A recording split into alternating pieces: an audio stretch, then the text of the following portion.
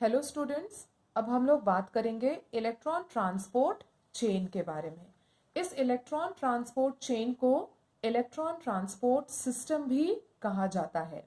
जब हम electron transport system या इलेक्ट्रॉन ट्रांसपोर्ट चेन की बात करते हैं तो हमें एक बात हमेशा ध्यान में रखनी है कि ये ही मेन प्रोसेस है एटीपी सिंथेसिस का। यहाँ पर हम लोग देख सकते हैं कि किस तरह से actual production of ATP take place करता है। हमने जो देखा क्रेब्स साइकिल में NADH और FADH2 का जो प्रोडक्शन हुआ, यहाँ पर हम लोग देख रहे हैं कि इस NADH और FADH2 में जो स्टोर्ड एनर्जी है वो यूटिलाइज किया जा रहा है इन सिंथेसिस ऑफ ATP। हम लोग यहाँ पर देखेंगे इलेक्ट्रॉन ट्रांसपोर्ट चेन में कि किस तरह से जो इलेक्ट्रॉन्स है वो ट्रांसपोर्ट किए जाते हैं through a chain of electron carriers.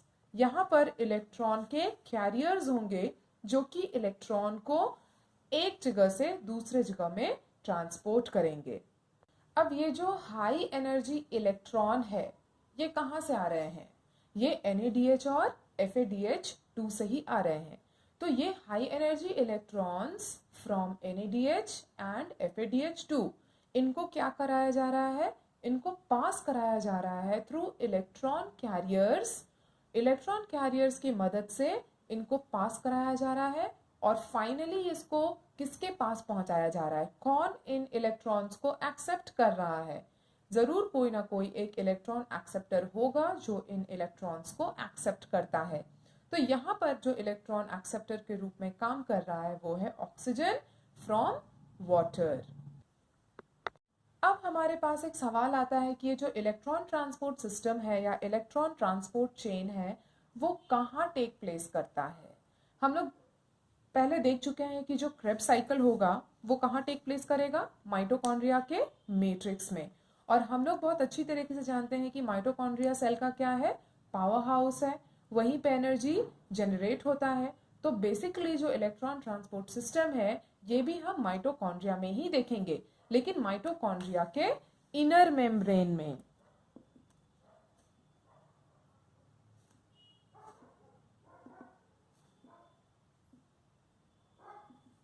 तो हम इलेक्ट्रॉन ट्रांसपोर्ट सिस्टम को माइटोकॉन्ड्रिया के इनर मेम्ब्रेन में देखते हैं। इसके बाद फिर हमारे पास एक सवाल आता है कि what complexes form the ETS in the inner membrane? क्या क्या कॉम्प्लेक्सेस हैं जो मिलकर इलेक्ट्रॉन ट्रांसपोर्ट चेन को बनाते हैं? तो एक एक करके हमें देखना होगा कि क्या क्या इसके पार्ट्स हैं, कौन कौन मिलकर एक एंटायर इलेक्ट्रॉन ट्रांसपोर्ट चेन की संरचना करता है, ये हमें देखना होगा। तो हम देख लेते हैं कि इलेक्ट्रॉन ट्रांसपोर्ट सिस्टम में क्या क्या इन्वॉल्व्ड है। सबसे पहले हम देखते हैं कॉम्प्लेक्स 1 जो कि NADH डिहाइड्रोजनेज है। इसके बाद हम देखते हैं कॉम्प्लेक्स 3 जो कि साइटोक्रोम BC1 है, complex 4 cytochrome oxidase and complex 5 जो कि है ATP सिंथेज। यहाँ पर एक पॉइंट को नोट करेंगे कि जो कॉम्प्लेक्स 2 है वो NADH पाथवे का पार्ट नहीं है, लेकिन ये FADH2 पाथवे का एक कंपोनेंट है। अब हम लोग बात करेंगे मोबाइल कैरियर्स के बारे में।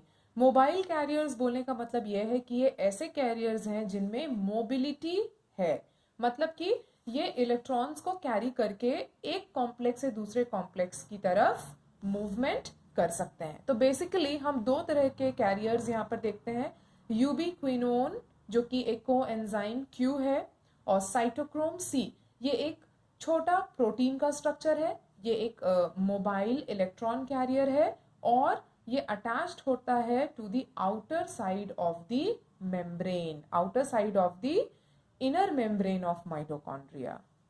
अगर हम इन कॉम्प्लेक्सेस और मोबाइल कैरियर का प्लेसमेंट देखेंगे डायग्रामेटिकली तो इस तरह से हम इनका प्लेसमेंट देख सकते हैं कि जो कॉम्प्लेक्स 1 है, कॉम्प्लेक्स 3, कॉम्प्लेक्स 4, कॉम्प्लेक्स 5 ये इनर मेम्ब्रेन में कुछ इस तरह से अरेंज्ड होते हैं। और हम देख सकते हैं कि जो मोबाइल कैरियर्स है वो कॉम्प्लेक्सेस के बीच में प्रेजेंट होंगे और फैसिलिटेट करेंगे इलेक्ट्रॉन ट्रांसपोर्ट का from one complex to another. अब हम लोग बात कर लेते हैं इलेक्ट्रॉन ट्रांसपोर्ट सिस्टम के प्रोसेस के बारे में। यहाँ पर हम देखेंगे NADH पाथवे। जैसा कि हमने देखा कि क्रेब्स साइकिल के थ्रू हमारे पास एज अ प्रोडक्ट क्या क्या मिला था, NADH एंड FADH2। तो हम दो तरीके के पाथवे को देखेंगे, एक NADH पाथवे एंड एक FADH2 पाथवे। सबसे पहले हम यहाँ पर देख रहे हैं NADH पाथवे के बारे में। तो ये जो NADH प्रोड्यूस हुआ था ड्यूरिंग क्रेब्स साइकिल, यही NADH अब क्या करता है, सबसे पहले ये कॉम्प्लेक्स 1 के साथ जाकर बाइंड कर जाता है। अब ये इलेक्ट्रॉन ट्रांसफर किया जाता है टू यूबिक्विनोन और यहाँ से ये इलेक्ट्रॉन फर्दर ट्रांसफर किया जाता है टू कॉम्प्लेक्स 3 और यहाँ से इस इलेक्ट्रॉन्स को पिक किया जाएगा by cytochrome C and finally ये इलेक्ट्रॉन यहाँ से ट्रांसफर कर दिया जाएगा टू कॉम्प्लेक्स 4। अब यहाँ पर हम एक चीज देख रहे हैं कि क्रेब्स साइकिल के दौरान जो NADH जनरेट हुआ था, इस NADH का ब्रेकिंग अप होता है।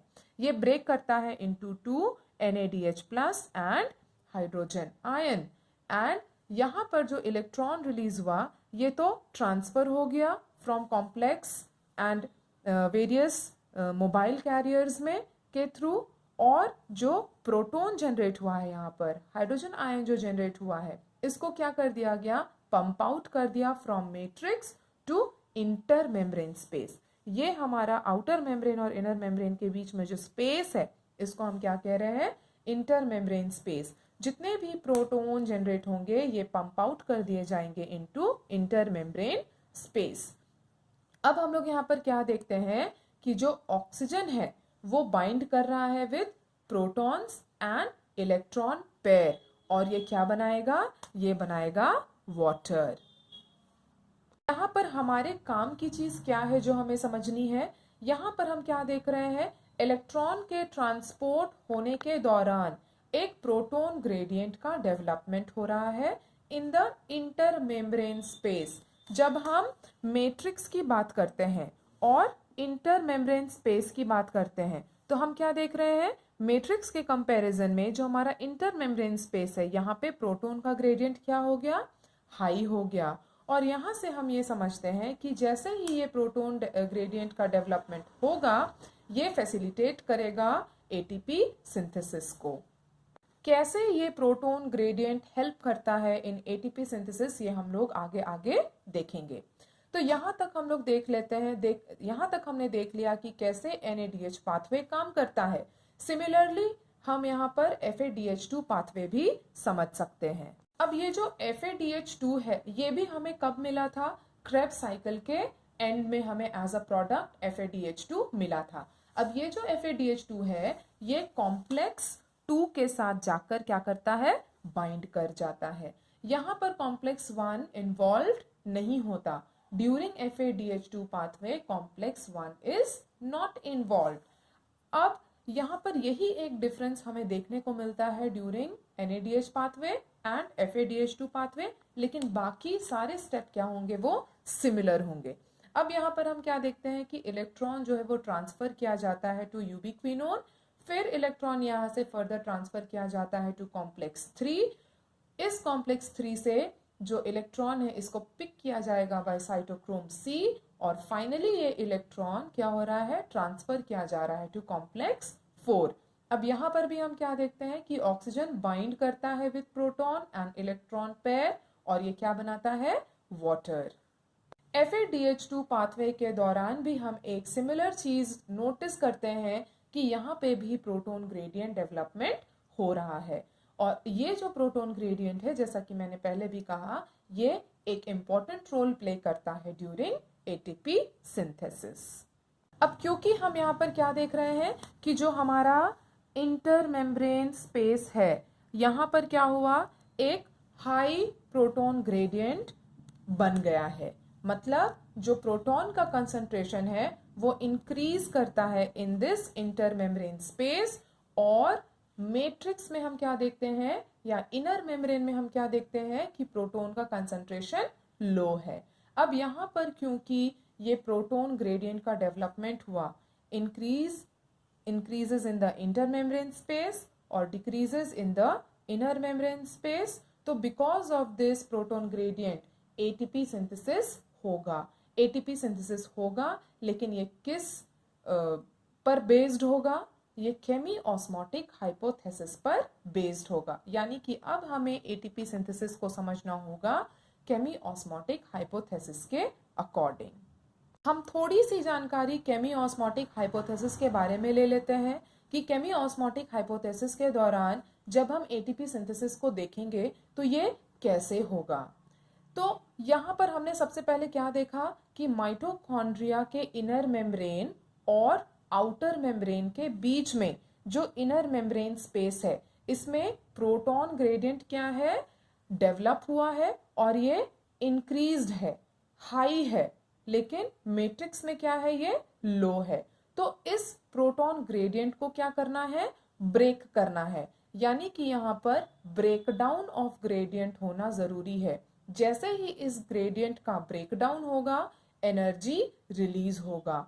और यहां पर हम लोग क्या देखते हैं कि जैसे ये प्रोटॉन ग्रेडियंट ब्रेक करेगा, प्रोटॉन्स क्या करेंगे, हायर रीजन से लोअर रीजन की तरफ मूव करेंगे। जैसे जैसे हायर रीजन से लोअर रीजन की तरफ प्रोटॉन का फ्लो होगा, हम इसी को क्या कह रहे हैं कि ग्रेडियंट ब्रेक कर रहा है। अब इस समय जो एनर्जी रिलीज हो रही है, इस एनर्जी को यूटिलाइज किया जा रहा है एटीपी को सिंथेसाइज करने के लिए।